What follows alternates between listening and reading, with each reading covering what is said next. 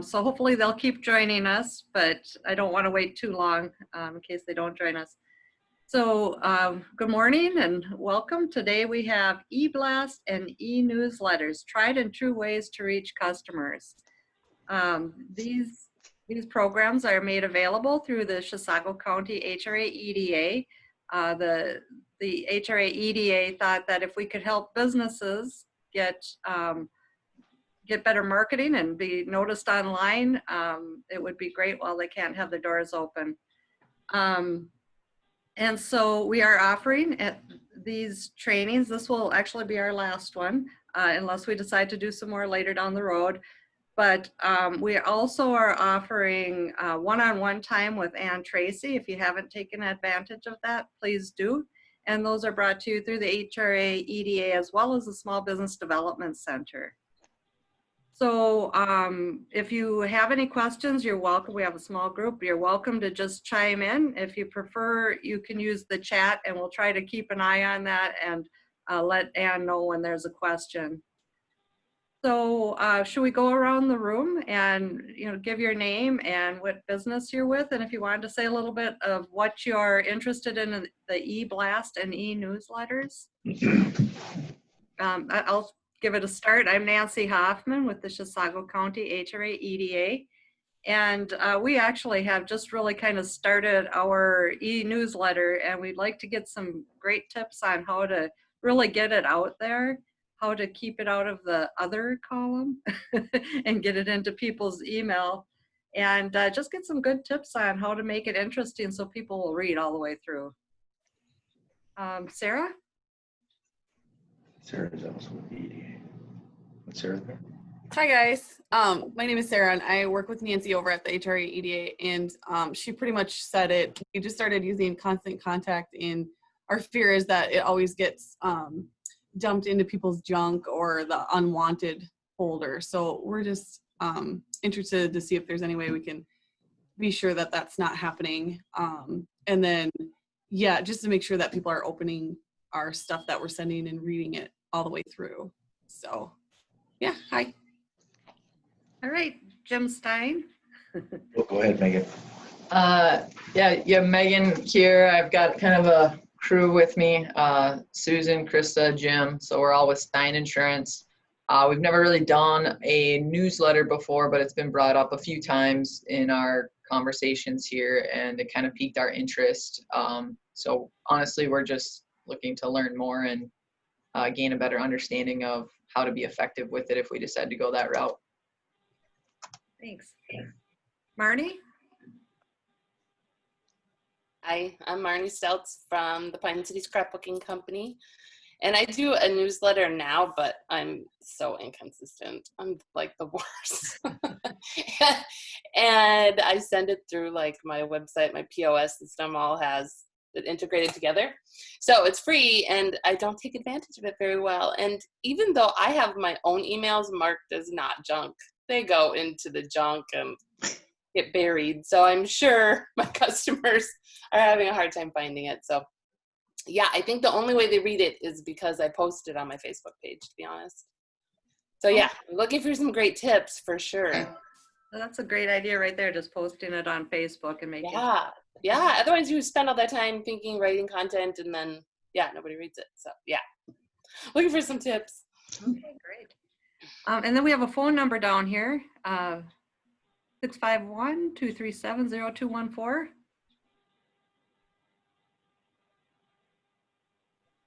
Good morning.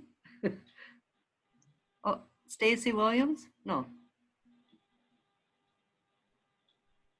We have somebody else coming in. Oh. Is there somebody on the line at 0214? Okay. Well, Stacy? Morning, Stacy. Stacy, you're just in time for quick introductions, although you might still be connecting here. And I can see you're on mute.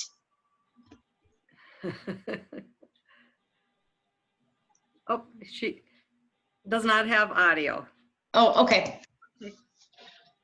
And I didn't give a real good introduction for Ann Tracy. I think everybody here has been on these calls before, so maybe I don't have to, but Ann Tracy has had a lot of experience working with businesses and helping them with their online presence for a number of years and a number of capacities. And she's been doing a great job. Again, hope you take advantage of the one-on-ones with her. I've been hearing great things. So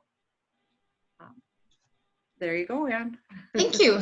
Thanks very much. Yeah, we thought our goal for today might be I'll try to go a little bit faster and try to be done by 9, but know that we'll be here until 9:30 at least if we want to have more conversations. So that's my goal. So you guys can help keep me honest on that one. So that's, and I'm going to share my screen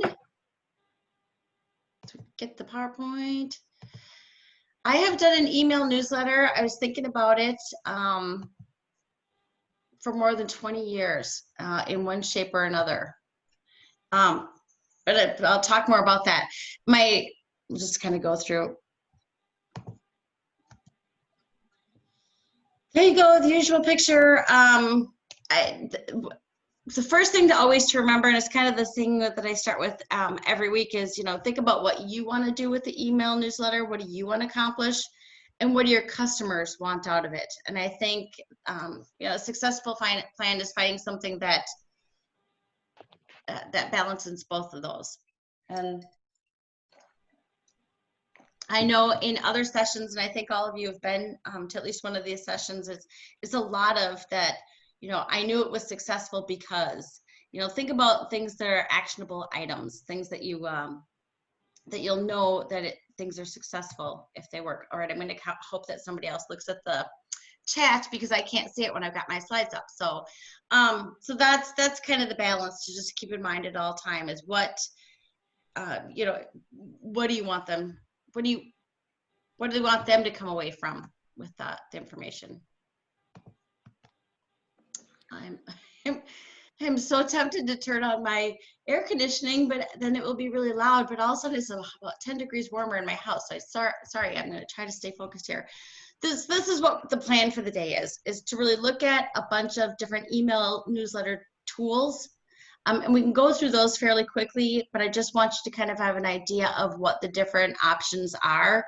And then it sounds like people are more interested in how to avoid spam filters, sending messages that get read, and then a little bit on tracking success. But it's, as I said, I want to kind of start from the very beginning. So just, as Nancy says, do stop me if you have any questions, but I'll try to keep it at kind of a good clip. There, I had to include, I always like to include one family picture. There are my darlings.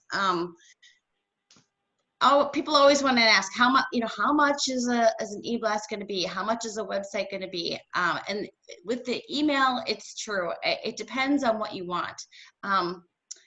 Here's our vacation that I think was in downtown Minneapolis one year. A vacation to downtown Minneapolis costs one thing. We were fortunate last year in that we took a vacation in Ireland. It all depends on what you want from that perspective. With an Eblast plan, the truth of the matter is most tools that you will use, and it will make sense to use a tool, whether like Marnie says, she's got it with the POS system, and you may have something with whatever you're using for a website that you can use, or so we're gonna look at 3 different tools that are specifically email provider lists, list services.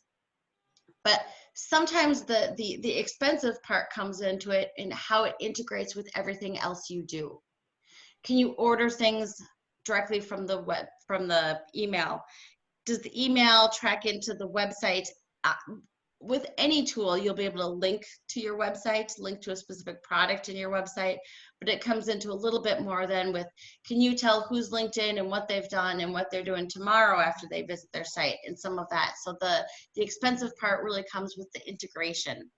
The other thing comes in a little bit with how many graphics you use. Are you using most of the tools will come with some kind of templates or templates that you can use, and sometimes it gets more expensive the number of optional templates that you have, or the more you can customize a template. It's kind of all from the spectrum about that. And I will take a look at the costs at these 3 tools that we're going to look at. But good to know the average return on investment is about $38 for every $1 spent. But I will say, a lot of the email lists that I work with they're not for e-commerce sites. So it's hard to gauge, we made X amount more money when we sent that out. But what I can tell you is that the traffic to the website will always increase when we send out an email newsletter. So we're going to look at here, think about a little bit, this goes a little bit into the cost, but also, how much do you want to do with it? Because and this is really a matter of how much do you want to do with it, as opposed to hire someone else to do it. Kind of like the same as getting married. You could plan it all yourself, or you could have, Martin Short, the wedding planner, do it all for you. You could have from anything in between. So if you want to do everything yourself, and like Marty, it sounds like that's what you're doing, is you're doing everything yourself, which is great. And you've been able to do it. I mean, I'm sure it takes longer than you want it to, and you don't do it as often as you think that you should. But at the end of the day, you've been able to do it. I mean, the tools are there where you don't have to have a special tech understanding to do it. If that's your plan, one way to do it is do it through something like your POS system, or, buy a subscription to a third party. And that's what we're going to look at next. If you are want to be absolutely hands-off about it, it would be like hiring somebody just to do your newsletter. Just say, hey, do a newsletter for us, print it out, and walk it over to all of the local businesses. There's that kind of option to do too if you want. And then what I've got here, the example to the right, is something that for realtors, and there are lots of email services that target specific industries. If you sign up with these guys for real estate, they will send out the newsletters for you. They will be written by them, down to everything. You can customize to a certain degree, and again, it all depends on how involved you want to get and how much money you want to spend. But I know that I've used some of these with real estate agencies before. The advantage of it is that it's all hands off, and they do have content. The content that they use is going to be, they're going to have a paragraph that they're going to use with everybody in the Midwest related to 4th of July today. There'll be that much customization. And then there'll be one that they send out down in the South, or that they're based on the things that they send in Minnesota might be real season specific, as opposed to pieces they spend articles they spend in California. But they're articles that people could receive from other realtors if they wanted to. You lose that customization part of it, but it's all done for you. And the articles tend to be good. So there's using a service like that. There's just hiring someone to do all of it for you, or something in between, where often, you just hire someone to help you get started, which is a little bit like hiring somebody to build your website, but then you're going to maintain it after the fact. Because you could absolutely go through using any of the tools we're going to look at, and either decide on what template you wanted to use. And you could customize the template enough so that you put your logo here, and maybe you made sure that the address is here. And one secret is, one easy way to create a template from an email service is you create it, you put the logo where you want, you put in your address, you put in what other pieces that you're going to want every week, and then you just copy that newsletter every month, every week, as often as you're going to send it. And you just update it, rename it something else. It's a little bit the way if you ever did an email newsletter, just using Word or Photoshop or something else in your office, the way that we used to do it, remove May and put in June, and save it as the new one. But at least that's an easy way. There are other ways to create templates that are a little more technical. But if you're going to do it yourself, that's one way. Or you have somebody create that technical template for you. Or you have somebody who writes it for you each month, who does everything, Or I've worked with people where they say, hey, this month we want an article on the boat parade for 4th of July. I've worked with a lot of resorts in my time. Okay, you send me 2 pictures, 2 bullet points. I will write, I'll do whatever you want. And I send out the newsletter for them that way. And I've worked with people who are like, oh, would you just come up with a topic every month? Sure. You know, those topics are going to be more related to 4th of July than they are whatever their latest product sale is. Although I usually say, what product do you want to put, you know, what do you want to push this month? So you can find somebody, you know, as I said, from the gamut. Do it absolutely by yourself, or somebody does everything, something in between. I always, somebody heard my car yesterday and they said, you need power steering fluid. And I said, I know, I'm going to take it in. They said, well, I can fix it for you. I was like, you can fix something like that? You know, it's like car mechanics, and it cost me $6. I've never had it cost $6 to do something like that before. It's again, just how much you want to do and how much you want to do, how much you expect to get out of it, and how much you want to pay. Those are the 3 features. So we're going to quickly look at, these are some of the tools.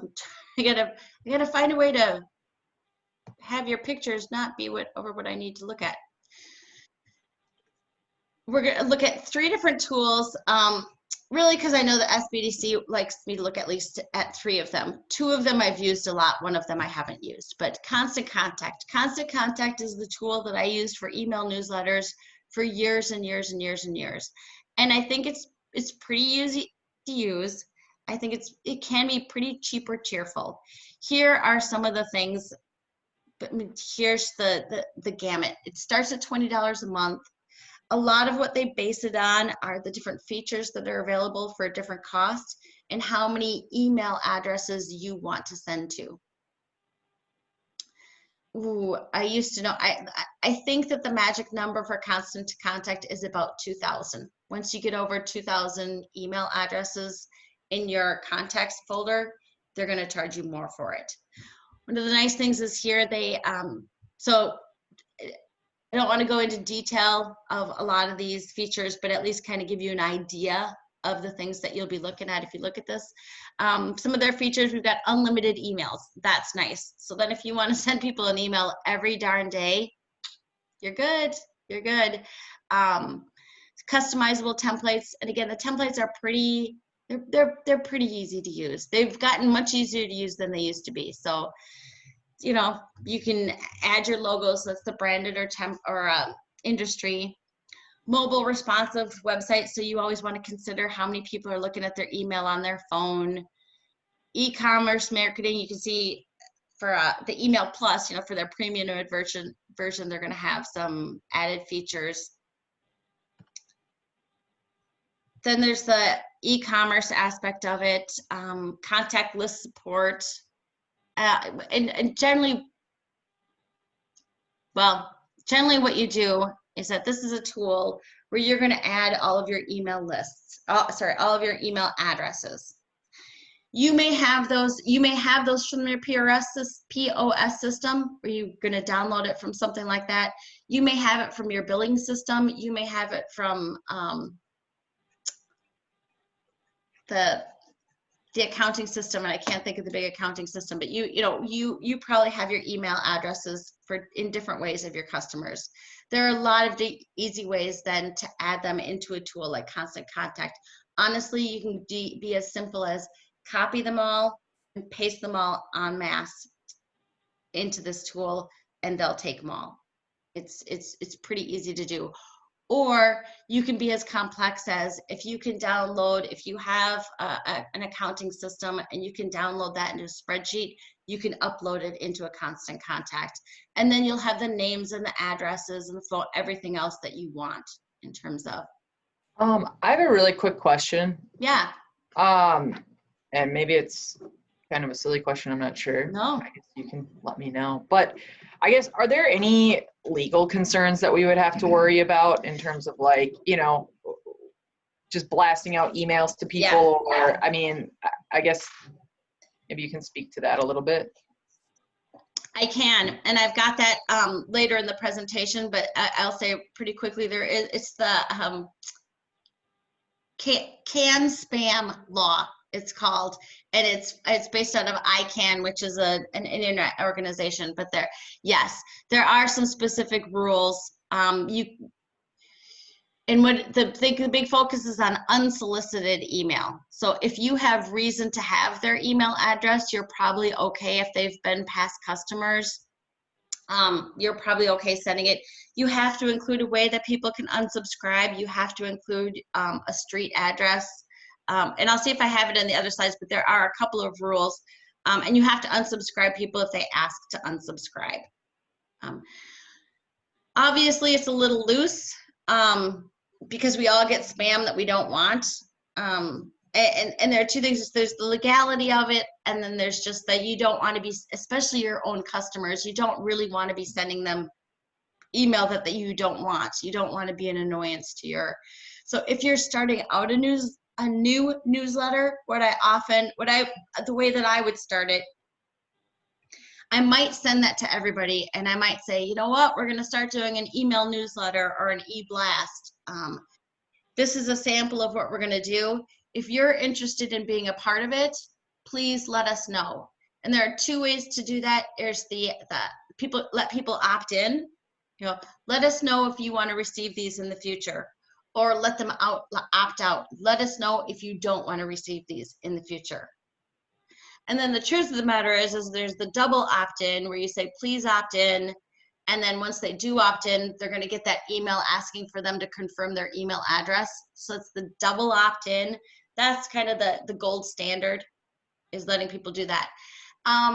In a perfect world, that's how I would always set it up. The truth of the matter is sometimes I'll tell people, just let me know if you want to be off the list. It depends on how close I am and what the relationship is with those customers. If they're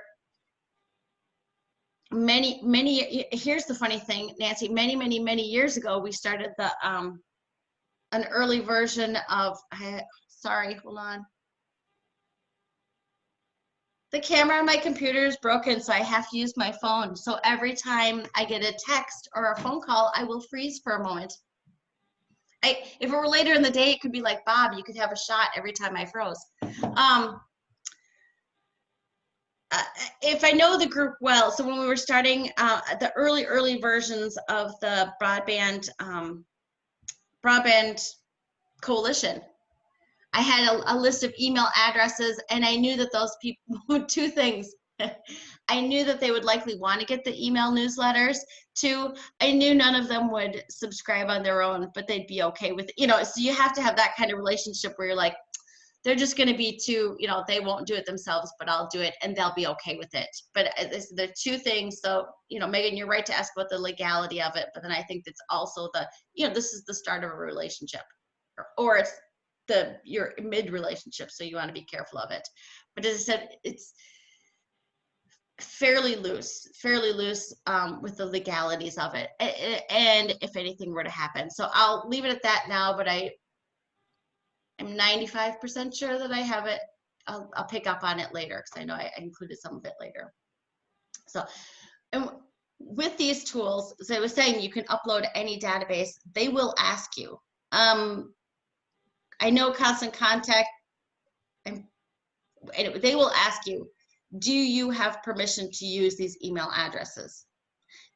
Constant Contact, the next one we're going to look at is MailChimp, and then we'll look at Emma. They may not ask you every time, but they will certainly ask you if you're adding more than like 5 addresses. Constant Contact wants to know that you're abiding by the rules, because if they suddenly have a customer who is a spammer, that's going to hurt them. And when it hurts them, it hurts all of their customers. Because what happens is it really kind of it gives the server, their mail server, a black eye. You know, and once the server gets a black eye, it's a little hard to come back to that. I don't want to go too much. I'm just going to leave it at that if people are okay with that level of technical detail. But really, it's like, oh, we see that there's a lot of spam coming from this server. And there are a couple of ways for that to happen. One, you don't properly protect your server, so a spammer is able to hack in and use it that way. Or you have a customer, you're Constant Contact, and you have a customer that's a spammer. So the third parties will kind of help keep you honest as far as that goes too. All right, so I'm going to look at the next, the MailChimp. Here, the costs are very, it goes from free. And the free might even be until about 500 email addresses. So sometimes MailChimp is a good one to start with. Constant Contact had a free version for many, many, many years. And I think they're either they're older than MailChimp or I just knew about them sooner, but I've been using Constant Contact for 20 years. And I use, as I said, Constant Contact, and I use MailChimp. And I use a couple of very kind of off-brand ones depending on with different customers. So this goes from, $0 to $300 a month. And that's kind of starting at $300 a month. If you have, again, the more customers you have, that month number is going to go up and up and up. And here, the contacts, you've got the number of contacts. So it's, you pay less for having 2,000 as opposed to having 200,000. That makes sense. The audiences here, that's a little bit, so if I were to get MailChimp and I'm going to use, I have an audience for Stein, I have an audience for scrapbooking, I have an audience for the EDA. So it's a little bit like that, right? I have 3 different, very, very, very separate audiences. So I'm probably managing a couple of different customers, a couple of different clients. Or my business is so big that I have business lines that are absolutely unrelated. So there's not a lot of crossover on these lists. So it's but what you're able to do with that then is you're able to easily have a different to and from, a different look for each newsletter. So most of you probably won't need to use that. Segmentation. So as I said, you can upload as much information as you have. So maybe some of your customers are in Wisconsin and some of your customers are in Minnesota. You might send them different newsletters. Certainly, the obvious examples now would be if it's anything COVID related, the information is probably going to be different in Minnesota than it's going to be for Wisconsin. So being able to just segment that way. But also it's, with resorts, as I said, I work a lot with resorts, a segmentation might do. We know these people are all families. We know these people actually all have conferences. I mean, you can think of a bunch of different ways to do it. And it's nice to be able to segment in that way because there are different messages that you would send. Different messages you're going to send to corporate versus personal customers. So I'm looking at some of that. Yeah. As you can see, you can get into tracking so much about the audience from their where they are, what they've purchased before, how they've engaged before. And there are 2 parts of that. One, you're gonna, as I said, you're gonna pay a little bit more for that. 2, you or somebody is gonna have to go through that content for that to be valuable. I always say I work with people who look, I have worked with people who have really gone down to the nitty gritty with some of the stats for this. And that was, I worked for this, I've mentioned them, usually they're little stuffed animal here or stuffed fruit, education, they had a mail order business that went online. So this was their sales tool. This was their sales, very, very much so. So they really, okay, we know we want to send to the fax teachers who live in these 6 zip codes. Because we can see that right now they are all off school on Thursday. So we want to send something to them that, you get that very granular about it. But they had at least 2 people who were working on their email newsletters and email blasts on a full-time basis. For the folks that I think I'm looking at right now, be realistic about how much you're going to look at that.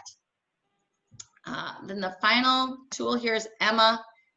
And again, it's just a quick look at what the different pricing is from $90 a month to $300. They just start at a higher level of services that they're going to include. I may have to get more of that in a second.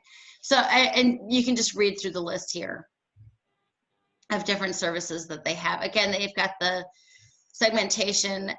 They've got some of the dynamic content. One quick example of the dynamic content would be, you get messages that I get messages that say, hi, Ann. You guys probably, hi, Nancy. Hi, Sarah. Hi, Megan. Hi, Marty. That is one way to just have the dynamic super small part of dynamic contact is to have somebody's name appear at the top of the, and you can go, you know, it's almost like a Mad Libs. You know, you can find a lot of places to customize things, you know, based on their last purchase, based on where they're located, based on, you know, you name it with some of these tools. So that's a little bit about the tools. Okay.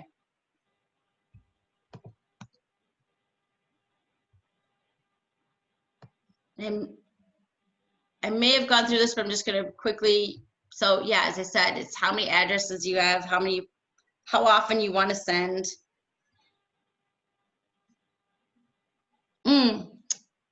Automated messaging and responders. Okay, and I'm going to say, oh good, Nancy, I think you see that there are people in the waiting room. I can see that there are, but I can't do anything about it while I've got this sharing. Sorry, there's a little peek behind the curtain for you guys. So an automated message responder is more of, there are a couple ways to say it. The other way I hear that referred to is a drip campaign. So you get a new customer, and you know that with that, or you get a potential customer, however you want to look at it, and you've got their email address, and what you want to do is you want to send them a message a week. For me, the realtor, or you just heard from somebody, they've just signed up, and you know that they're newly pregnant, you know, so you want to send them a message a month for the next 8 months or something. And you have, first month you send a message on, guys, I don't know why I was going with pregnancy. It's been too long for me. But, you know, the first one you're sending about how exciting. I bet you're thinking about names and different things like this. You have a packed message that you're going to send every month to them. That's kind of that drip campaign. With somebody who's buying a house, exciting, you're looking for buying a house. Call me if you need this. Here's some information about the current market. And with those, as I said, with the drip campaigns, it might be that you already have 9 or 10 canned messages, and it's really based on where they are in their buying purchase, or where they are with whatever it is you're trying to get them to do. And those can be super helpful. And that's where there are two things that kind of come up. That comes up more when you use a tool that has content already pre-designed. But you could also use a lot of these tools to kind of go through that. So if you had, if you know that there's kind of a natural curve for acquiring a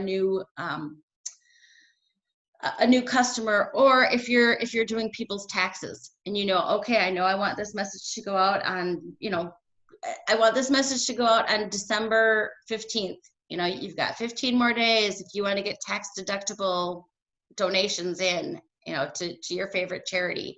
And then around about January 15th, I want something to go out saying, hey, here's all the forms you're going to want to collect. You know, you can kind of imagine from that. So that's one way to use something I would call more of Eblast. The other thing is you can have people send an email to you, and they get an automated email responder. The one that many of us have used or have seen often is, I'm sorry, I'm on vacation this week. You know, that temporary email responder. Please call this phone number, or know that I won't be looking at your mail in 2 weeks. But I think it was Ragu many years ago had where you could send a message to them every week, and they would send you a new recipe. So you can use those in a lot of clever different ways. Certainly if there's any kind of tech support that you know people are going to ask for, either on a seasonal basis or again because they're at a certain part in using your product or becoming a customer, you know, please email this and they will send you the answer back right away. Hey, Anne? Yep. We do have one question that might Oh, be thank you. to answer here. So can these do both email and text, or is that a different program and payment? Oh, good question. Text, like I think these mostly do email only. I'm sorry, I don't know the answer to that one. I think these mostly do email only. I think doing text is a different altogether. I have never used this to do text. I'm gonna look at that. My assumption would be, if it was a text, is that you'd have to send a link. You know, you don't want an email size text coming to your phone. But I'll look that up and I'll put that in the notes. Thank you. That's a good question.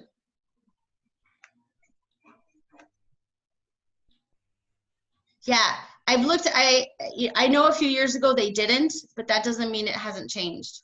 It's the beauty of what I do. Changes all the time. So I will check to make sure of it. I don't think so. It wasn't the last time I checked, but the last time I checked was 2-3 years ago. So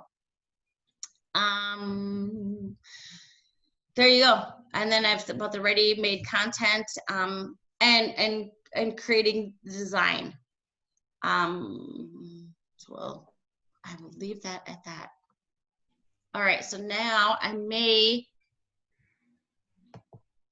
have one client that I knew would be okay if I shared some of their stuff, but I've got to share the screen differently, I think. Here we go. Here we go. All right, can you see my screen now? Yeah. All right, my trade-off is here's my 30-second commercial for MRP, Minnesota Rural Partners, and it was a nonprofit that was around for years and years and years. And now what it is an email list that comes out once a month, and there are 3 of us that do it.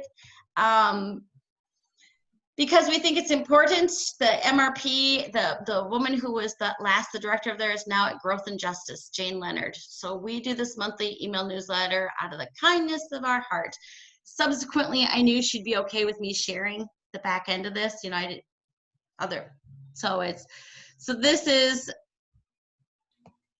I'm looking at MailChimp here, and it's only because I had to choose one. It's not because I think it's better than the others. It's because this was the one client that I knew Jane would be like, sure, go ahead and share it. So we can see, here's the newsletter from last month. I can see right away, super quickly see, here are the number of opens, how many people opened, how many people click through to different things. If I click on here, the other funny thing about it is, I will tell you right now what's so funny about this. This newsletter is everything I would not do, but it works out really well for MRP. It is long. When I say long, I mean it's long. It's long, but it is information kind of for economic developers who are interested in rural areas, as you might have expected. It's got information on grants, on opportunities, and everything like that. So it's that. What I really wanted to do, so we're looking at, all we've really changed here is the logo. But and I posted here. I also posted on the website. So one of the things that I like is you can find it here. So especially because it's so long, I want to give people the option right away to look at this if they're on their phone, to look at it later, or even if they're on their computer, look at it on a website format, which is a little friendlier. People love this format. Like, this would not be the format. Don't use this format, guys, but people love it for what it is. And it's one of those examples of, you know, people can tell you never use red ink. Well, if you know you know that everybody that's going to read your new email newsletter loves Valentine's Day, use red ink. You know, it's one of those sort of things. So always go with your gut in terms of that. But there we go. Here are the kind of stats that you can get. So we're looking at and this is kind of we don't use the free version, but this is not the ultra deluxe version, but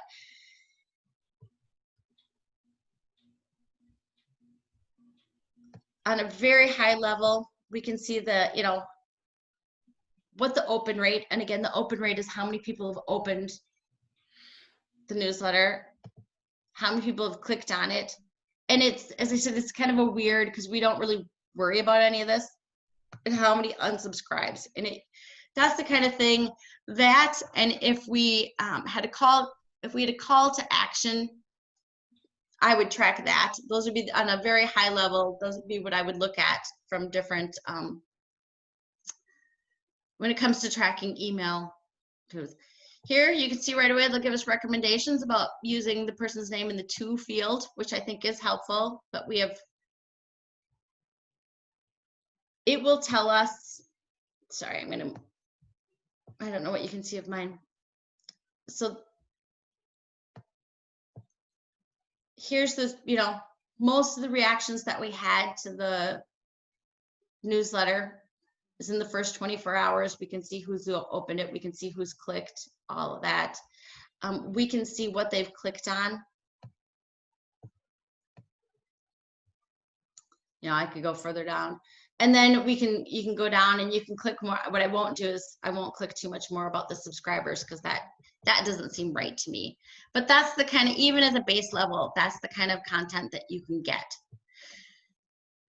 Normally, and I'll stop sharing the screen for a minute.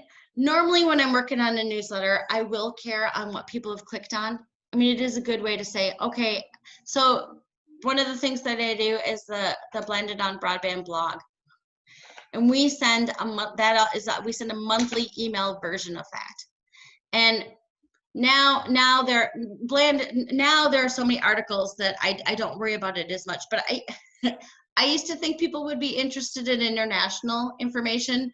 Nobody ever clicked on those links on I could see from the email newsletter. And then I could see that the traffic to those posts was also not as good. So I thought, all right, goofy girl, nobody is reading that stuff. So focus on this, So looking at the stats and having some call to actions does let you know, okay, people love when I write about baseball. They don't love when I write about recipes. People open this more when I send it on a Tuesday as opposed to when I send it on a Thursday. So it does make sense to take a look at some of those, especially when you're getting started, some of the information, the tracking information that you can get. You can get just at high level with most of the folks that I work with, that's enough, but you can slice and dice it, kind of like the web stats I've talked about before. You can slice it and dice it a lot of different ways. So that's okay. Let's see where I am. Back to the screen.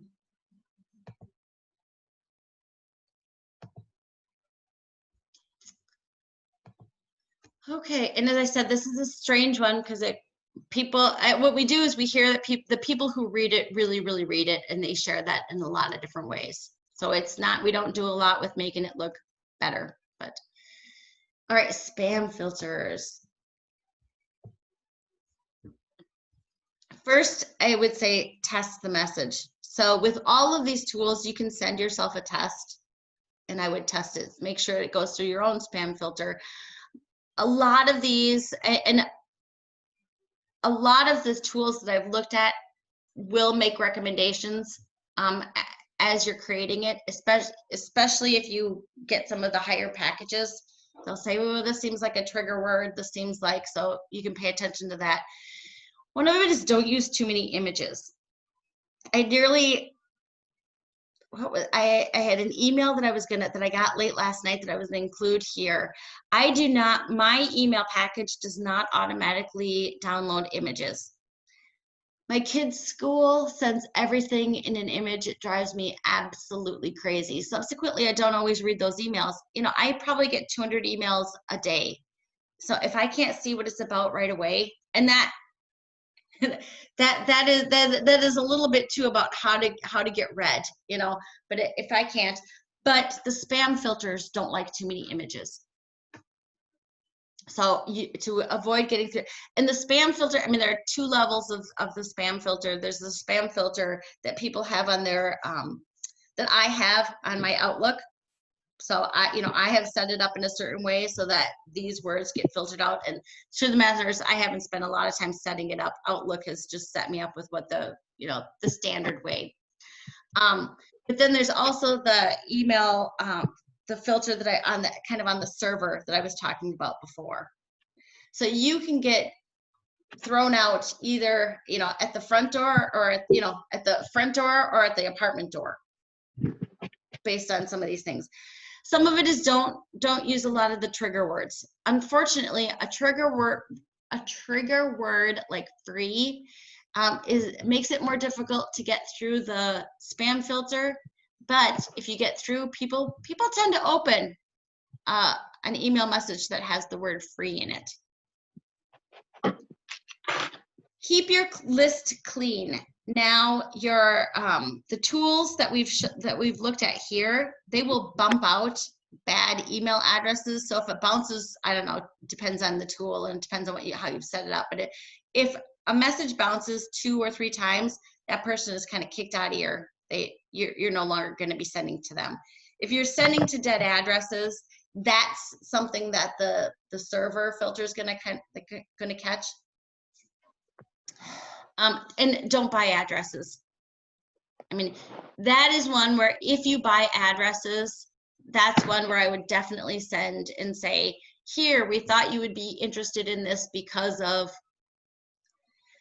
because you attended the art crawl and we were a part of it last year, and we thought you might be interested in the lunch specials we're going to have next month. You know, so please sign up if you want to do it. That'd be the only way that I would sort of buy addresses. Now, that's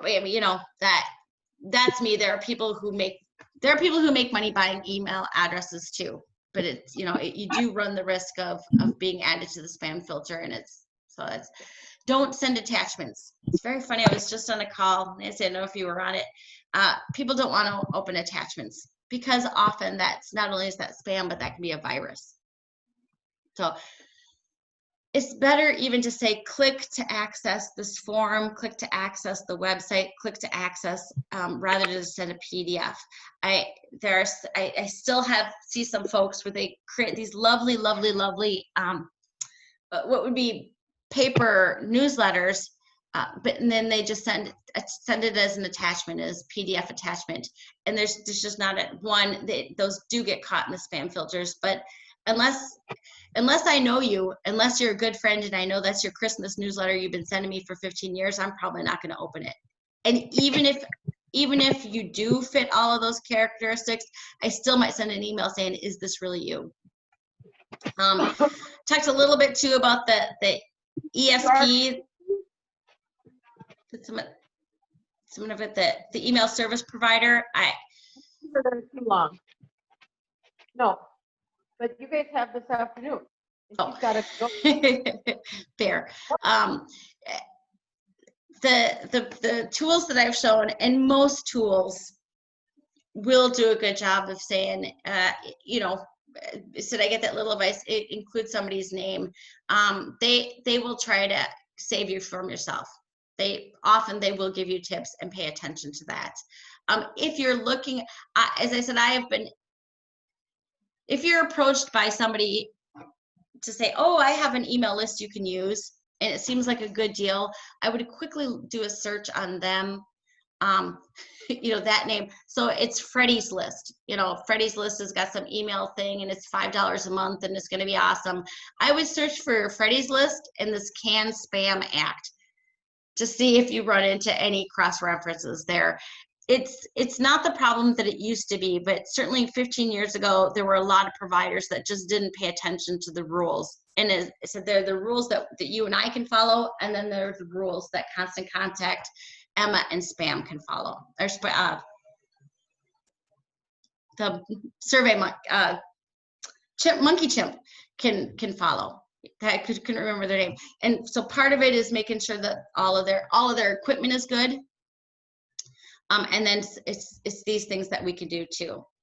And I think I've probably given we've got the link here, and I'll include it in the notes to the Can Spam Act, but there are some very specific things that they ask people to do. And I probably kind of hit those before. Ann? Yep. I have a quick question. So when you say don't use trigger words, are you saying don't use them in the body of the? Oh, thank you. Mostly, the most important part is the subject line. And there are times that don't overuse them in the body. It's a little bit like the search engines work, or they just filter it out, and the other thing is resume readers. People pretty familiar with resume readers, where they the computer will just scan for certain words. I mean, that's how this works. And if there's an email and there are 500 words and the word free is used 10 times, they're gonna think that it's not a quality email. So it's one of those things where if it looks too good to be true, it's probably not gonna get through the spam filter. Quick question, Ann.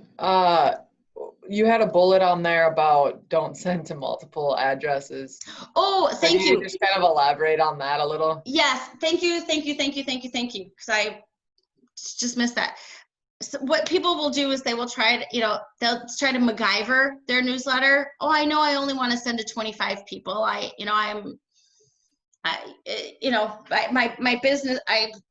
My business is such that 25 customers is all I'm ever going to want or need.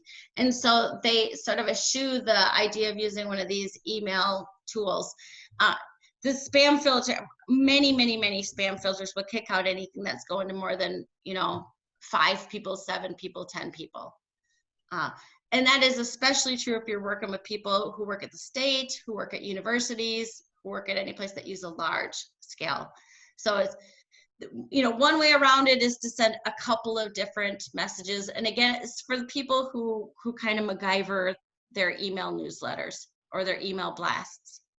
The other thing I will say is if you're going to try to do that, as I said, maybe you try to think of what you would, maybe you're a personal stylist and you're never going to have more than 20 customers at a time anyways, so maybe it does make sense to just send, at that point you might just send personal emails to everybody. That would work fine, or in little batches.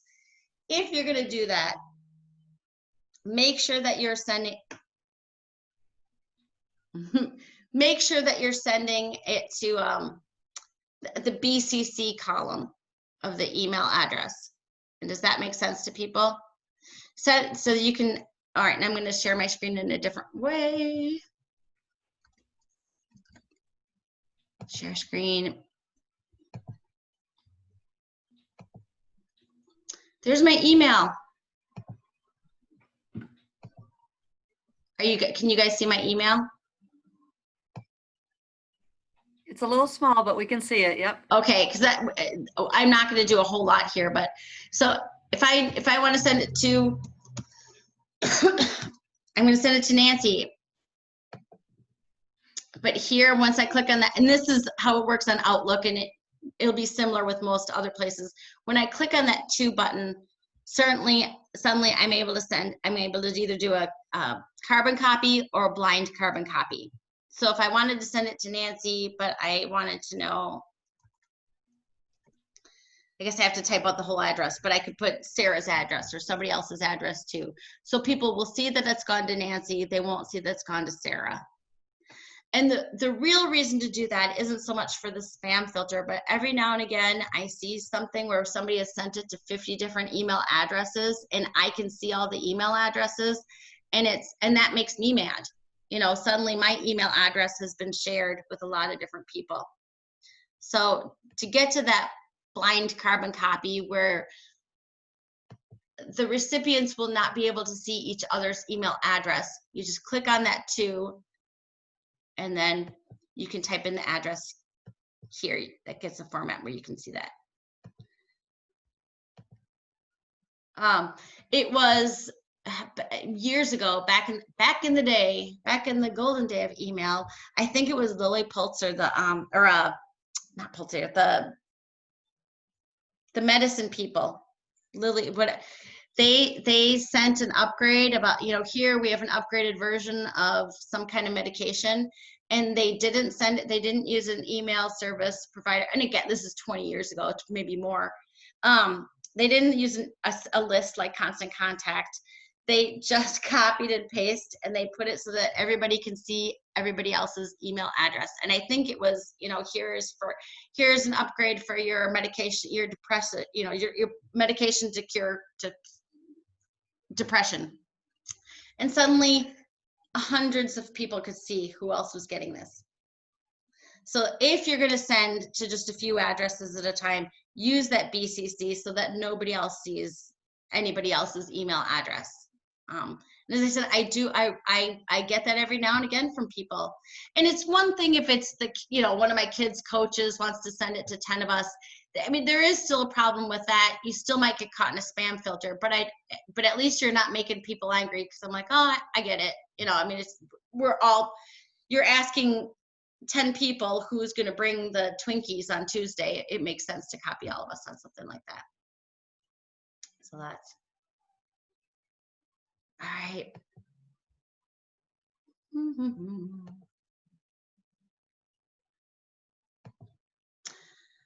Okay, now in terms of messages that get read, and we're not so, I mean, I know we're not done at 9 to be fair, because I just saw the time, but we're not so off as you might think.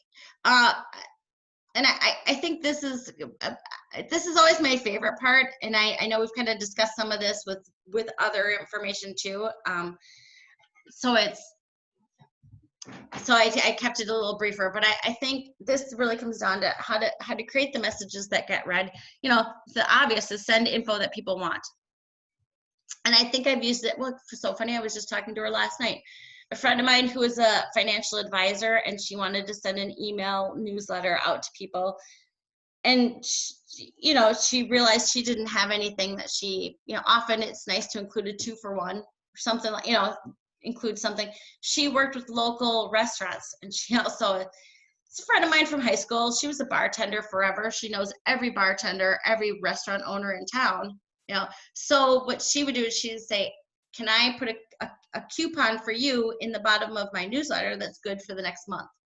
So free dessert with your lunch or whatever it was. People would read to the bottom of her newsletter, or at least scan to the bottom of the newsletter to get that coupon. That was one clever way to do it.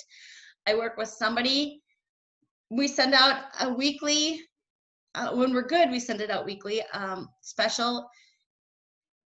He sends me a quiz, and what the email will say is free soda if you can, if you know the answer to this quiz. Free chips, or sometimes it's a free cookie if you know.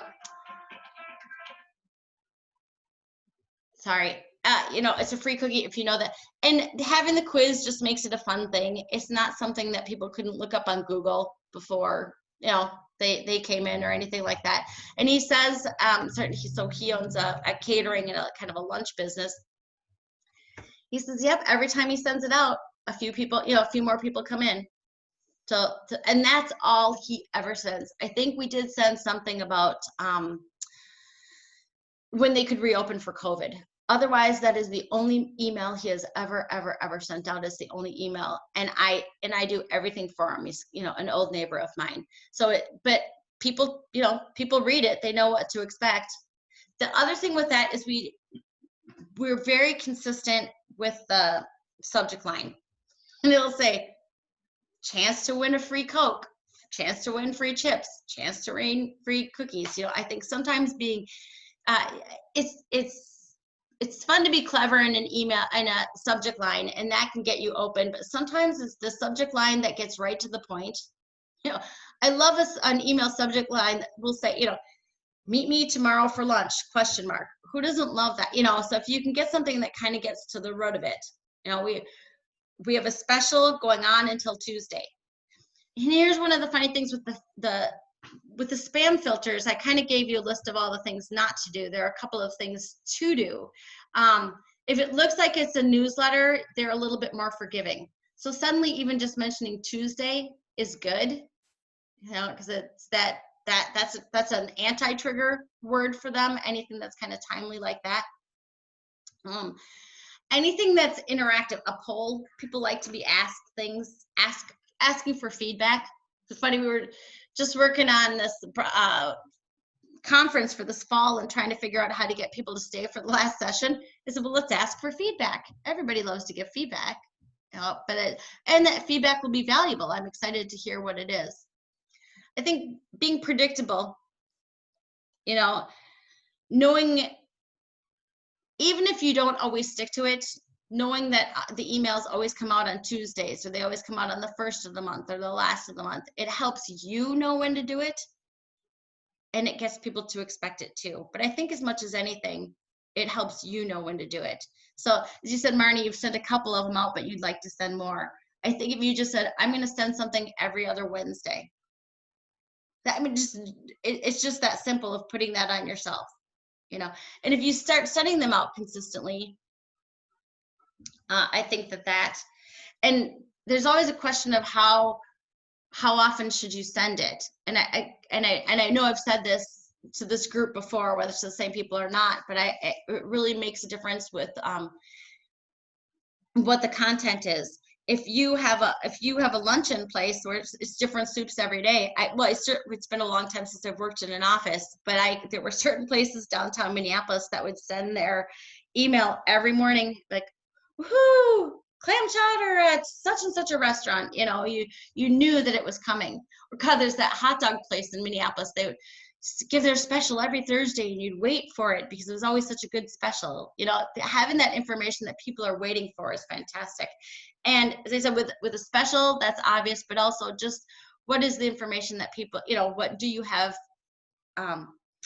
What do you have for lunch is a good one. When should I start doing my taxes? When, you know, what is the second step to doing looking for a house? Some of that, you know, just if you know you've got and I know the people who are on the list, if you've got a first-time buyer of something, this is the process that we go through to do a first-time drawing. And that's for some people I talk to them, I always like to say email newsletters and news blasts. It's great to have a newsletter. Sometimes it's daunting to think about being responsible for doing a newsletter because that has to be every month, but it doesn't really. It can be every quarter. But sometimes just having those blasts. And the other funny thing is, if you are very predictable about it, I find that the time that you go off the board, like at the time that that Pete and I send something that doesn't start with free Coke, if you can answer this, if we were to send it, that would be the one that all of a sudden the opens would go way up because they'd be like, what? Why is there something different here? You know, so there's always that kind of charm too. I've already a clear call to action. And sometimes the clear call to sometimes what you want is you want people to recognize your expertise. You just want to. One of the reasons to send out an email newsletter, email blast, is that it helps you be in the right place at the right time. You know, and email is one of the few push technologies. It's one of the few technologies that you really have control of pushing that out to the client, as opposed to the client coming to your website, come to your Facebook page, coming to, you know, it's 2 inches off actually picking up a phone call and calling people, or text, as someone said. But from that perspective, it gives you a lot of power, but you want to make sure that you're good with it, you know, give them something of value. Remembering the email readers, and a lot of these tools will have the same way that a lot of content management systems have tools where they will figure out that they will take care of that mobile version for you. Knowing the audience, as I said, the example that I just used of the MRP list. I can remember saying to Jane, it's way too long, it's way too, she gets more compliments. You know, it's a ton of information, but it's always a ton of very focused information. It's what economic developers and rural developers want. I mean, it's very focused. I talked a little bit about segmenting the lists and modifying the message. So in the one world, it was having one message for high school teachers, one message for grade school teachers. And you can think about, you know that these people only come for lunch, or, you know, you can think of that. And then Marnie, you already talked about this, reusing the content elsewhere. The hardest part about sending out an email newsletter is getting that content. And once you've created it, use the heck out of it. You know, there's no reason not to put it in your news, in your Facebook, on Instagram, if you get whatever. What I will say is sometimes I might have 3 articles in a newsletter, and that will make up for 3 Facebook posts.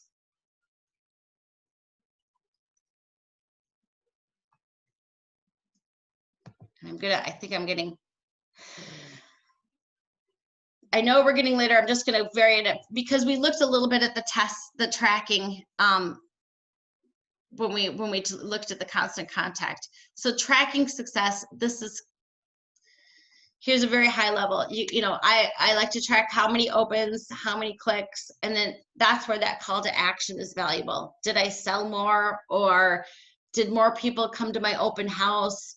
Did more people, if, one way to track, if people think that you're trying to build up your expertise and you want to know what people are interested in, only put the first paragraph of an article on the newsletter and have them click for more, and that goes to your website.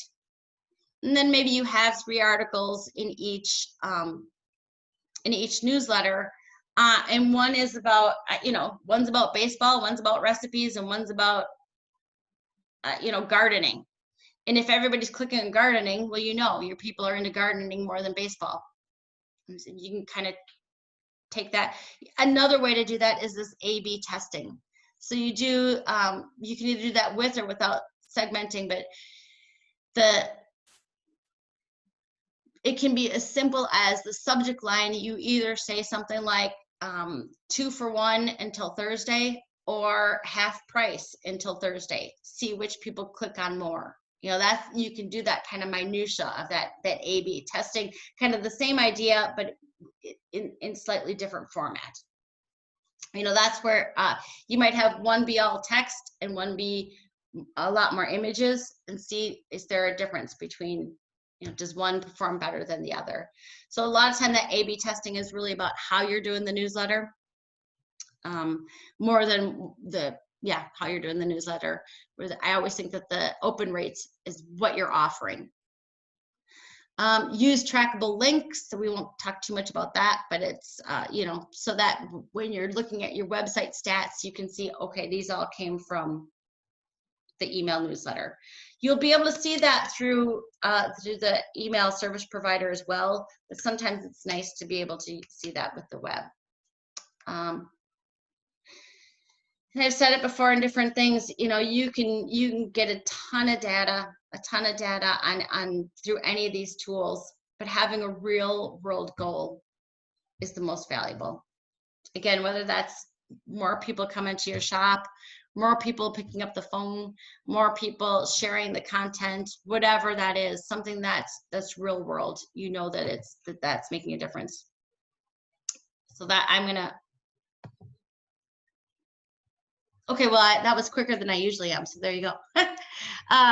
That's kind of all kind of, I think one thing that I didn't have here is, and I've talked about editorial calendars in one of the previous classes, and I alluded to it a little bit here, setting goals for yourself, whether that's once a month, whether it's once a day, whether it's, I'm gonna at least get 3 of these done in the next quarter. That makes a difference. Put it in. Some of these tools will have a calendar that you can use, but put it on the calendar that you use. I don't care if that's your day planner, the thing on the wall, your Outlook, whatever it is, and on Wednesday, work on newsletter. Friday, send out newsletter. That, and just do it, just do it. And think about, for some of you, it really is a matter of thinking, can we offer free dessert? Can we offer something like that? But for others, it might be more of, what are people asking me about now? Right now, if you have anything related to COVID, everybody opens all of that. If you're responsible for deciding who opens when, or anything on your special hours, if you're open different times, that's information that people want, and it's nice to get that in an email. I said I work with a couple of resorts, and some of them were real hesitant to say anything about COVID. I finally had to say, listen, if I'm a potential guest and you haven't said anything to me about what you're doing about COVID, that makes me a little nervous. Like I want to know that you're cleaning those rooms and you're, that sort of. So I'm gonna take a breath, see if anybody has any questions.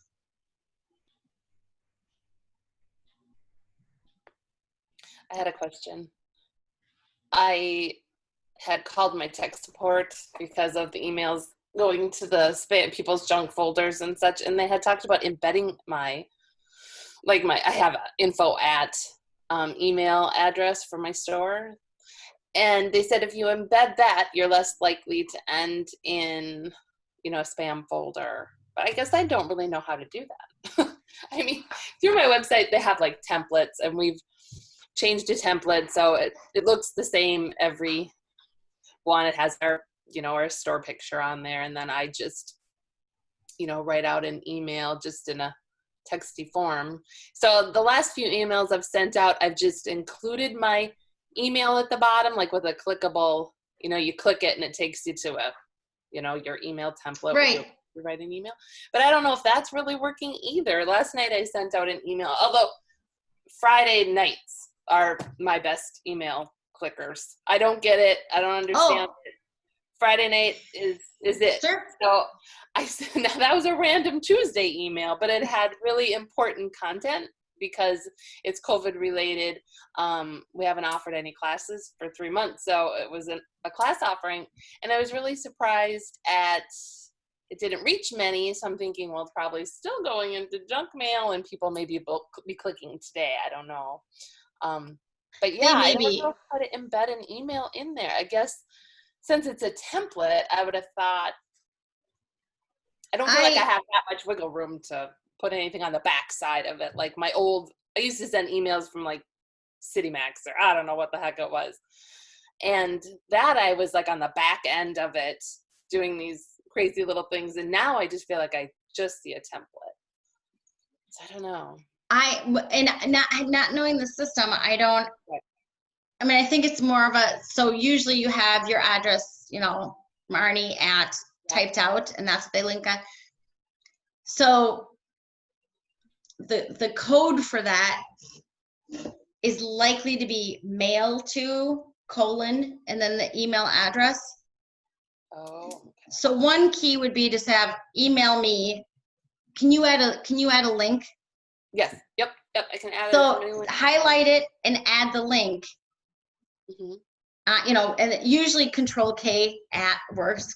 Highlight it and Control K will allow you to add a link on many, many, many software packages, and then just type out that mail to : your address. Now this is very, very in the weeds, but you could take a look at if you can see what the link is to what's there now. That will help you. Yeah. This, as I said, I'm 80% sure that that's going to work, but I don't know if it's any different because of the software that you're using. Right. And it is funny because yours is more hobby related. Yeah, I can absolutely, especially now during COVID, I bet the opens are even better. Yeah, for sure. And it still remains to be that Friday night, Saturday morning. I think people get up early and go through their and emails. that's time that people have a little bit more time to themselves. Right. Especially I'm making a guess here at who the main targets are. Like on this Tuesday, people got, they've got work to do, and they might have kids to take care of, and there might be a little bit of a lag. I thought about resending it even, redoing it and resending it just to get it out there. But yeah, for my Facebook clicks, it's all, 40s, 50s, 60s kind of age group, but my emails are all going to late 50s, 60s. I have to do both because not all my 50, 60, 70-year-olds are clicking on Facebook. They want it through their email, but they also don't understand their junk mail. Oh, yeah, you can't be getting them to whitelist you. No. They don't understand.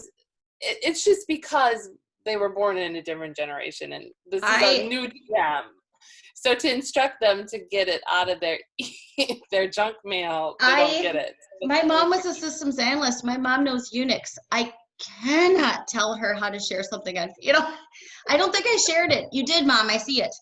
It's yeah. And this is a woman who programmed a payroll system at one time. I mean, but it's all different. I mean, I'm sure my kid is somewhere telling him, I've told her 4 times, this is how you do a TikTok. For God's sakes, she does websites, Exactly. So it's been a little tricky through the COVID because, and historically, those are my bigger spenders is my 50, 60, 70-year-olds because they have a little more disposable income. And so it's been kind of frustrating with, you write your content, and I've been sending out weekly emails since COVID.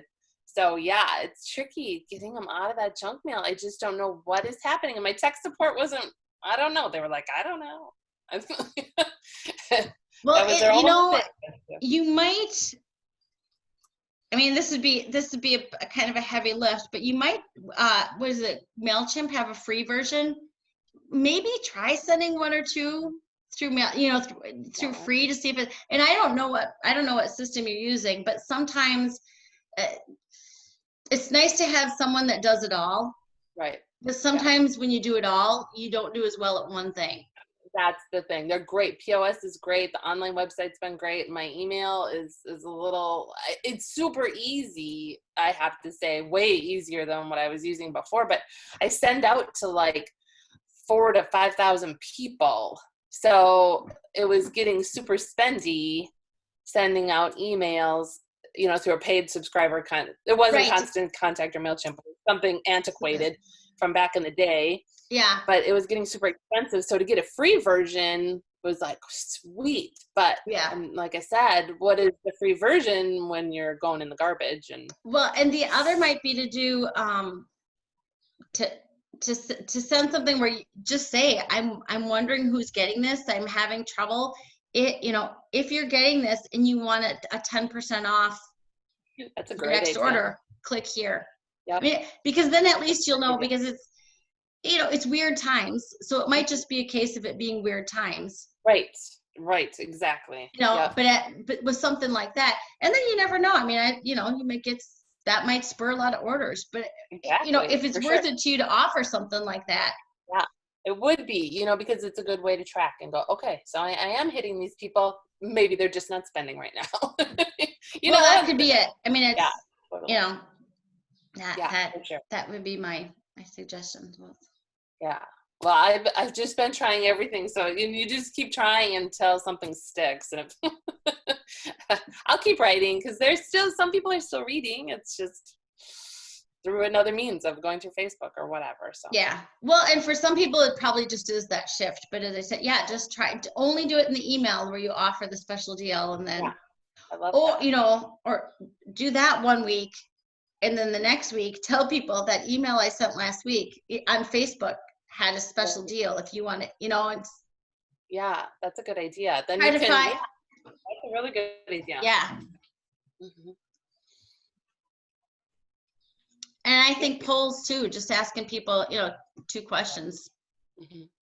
and then reward them with some kind of Right. something. I'm lucky enough it sends out an email every Thursday, but first Thursday and the second Thursday of the month of my top sellers, and I can't even remember, new product. Oh, nice. I can't change the email. I can only change the colors. They put the content in and send it out. Oh my gosh. I was like, why is this random Thursday? Am I getting strange orders? And here it was, those 2 emails they were sending out for me. I was just thrilled. So there's little tools in those, hidden in those little emails, or, you know, those little helpful tools that we don't even realize. Oh, that's fantastic. Well, that's good. There. You know, it might be that you use them for Yeah. that, and then you ask people if they want to be on a different platform. True. Yeah. Exactly. I mean, you know, where you have a lot more control. Mm-hmm. Yeah, for sure.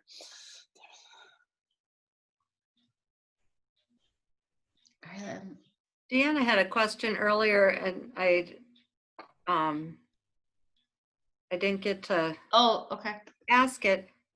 Smaller blast, just a hey, check out our Facebook deal or something smaller. I guess it's not really it's more of a statement, just to send out a small blast. Sorry, Deanna, I'm probably messing No, this up. well, it's funny. As I said, the newsletter that we send out with the lunch special, it's this, you know, it's 2 sentences. It's honestly, I mean, it's 2 sentences, and that's the address. We have a picture, you know, one picture with a logo and a sandwich and that, and it works out really well. I think with something like that, I think text would work as well. I mean, it would easily work as well. It's kind of a matter of, and especially, yeah, I think, yeah, I haven't done as much with texting, except a campaign, political campaign type, or at least not running for office necessarily, but I've only used it in the social justice world. I'm just going to say that, you know, and it has been effective in that world, you know, but Deanna's on now. Maybe I think she wants to ask what I Yeah. ask. My comment was more related to the choosing Constant Contact, MailChimp, or Emma. If those programs both do text and email, or is one of them, do you use like both of them for texting, or do you use just one of those, or do you use a totally different program for those, for texting versus email? the last time I looked, you had to use something totally different for texting, but that, you know, it was a couple years ago. So I will look and see if I can find that out. I will certainly look for those 3 tools. And if, you know, if Constant Contact can't do it, I'm going to say probably not, it can't be done, but people aren't doing it. So I will look to see, because I don't know off the last time I looked, you needed 2 different tools. But it's, Yeah, that'd be great to know. yeah, I will look that up and get back. So as I said, I haven't done as much with texting. Well, I mean, the funny thing is, I guess the one time I kind of dabbled in it is I used to live in Ireland, and text marketing is much bigger in Europe. It's just much bigger, or at least bigger in England and Ireland, I guess. Because I can't speak for Paris, but it just is. But I don't see as much of it. So Anne, I have 2 businesses. One, of course, is Gustav's Eatery, but the other one is my Norwex business. And in my Norwex business, I know they use a different program for texting, and I can't remember the name of it, but I have where I've just done copy and changed the name, and I get an email that gets sent out that's very personalized every month, and I get almost like just a few contacts that come in, or orders from that. However, with the texting, I get like usually about a 12% return Wow, rate. that's nice. Yeah, so All that's right, I'm gonna why, look that up. Yeah. and I know that personally, I look at the text messages more than I look at the email. So that's why having something that does both, and I don't have an email system for my, you know, email marketing program yet for my eatery. I've got all kinds of contact information from like my tea parties and things like that, and my monthly drawing for a free lunch. But it would be nice to have something that can transfer to these both. others. Yeah. Well, as I said, I'll check out those 3. If none of those 3 have it, as I said, we can probably assume either you can't do, you know, the people aren't doing it. It's not that you couldn't, but people aren't doing it. But I'm happy to look that up. But I don't. I was just going to ask if you thought text messaging marketing was good. I know my POS system supports text messaging. You know, they say do it for birthdays and this and that, but sounds like you're having really good luck with the text messaging. I guess I don't know. I hadn't, you know, it's something I'd like to try and it looks like it'll be easy on my side to do, but yeah, that's wonderful to hear that it works that well for you. Yeah, it probably. So what POS do you have? Mine is Rain. It's called Brain. Brain? Rain, R-A-I-N. And what kind of company are you in? I'm in retail. Oh, okay. Yeah, but it does allow the text messaging, and if you're having that kind of success, it wouldn't be bad to try. Because all you'd have to do is, I'm assuming, just text stop to end your text messaging, like any other Kohl's or Macy's. I have texting me specials all the time, so Yeah, it's something to try, I guess. Well, and mine are like, I'm interacting, I mean, personally. So I'm personally like sending it to people who they have texted me. So I have it's a hot list. Gotcha. It's my customers, number one, and they've purchased in the past, whether it was 3 months ago or if it was 3 years ago. Right. Yeah. Yep. So that can make a difference. I wonder if there's a privacy thing with that. I guess I'll have to do some research today. Yeah, yeah. Well, I'll see what I can find out for you, and I'll share it too. So Yeah, very interesting. nice. Well, thanks for sharing that. Yeah. All right. Well, I'm looking at it's 9:30. I'm happy to hang on for a little bit, but I also want to be respectful of people's time. So, thought I would. Any other questions?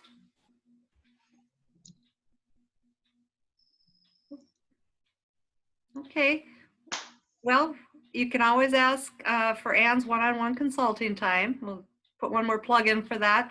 We aren't going to be doing these for a while. Maybe we'll come back to it again, but we had a kind of a contract for these 5. And so if we do more, we'll certainly have you on our mailing list. All right. Thanks so much, Ann. This has been fun. Yeah, Thank thanks, you. Ann. Thanks, guys. Have a All good right. day. Bye. See y'all Have a later. cool day. I'm already. Go cool off. Yeah. Thanks. Yeah, happy 4th. Bye-bye. Bye.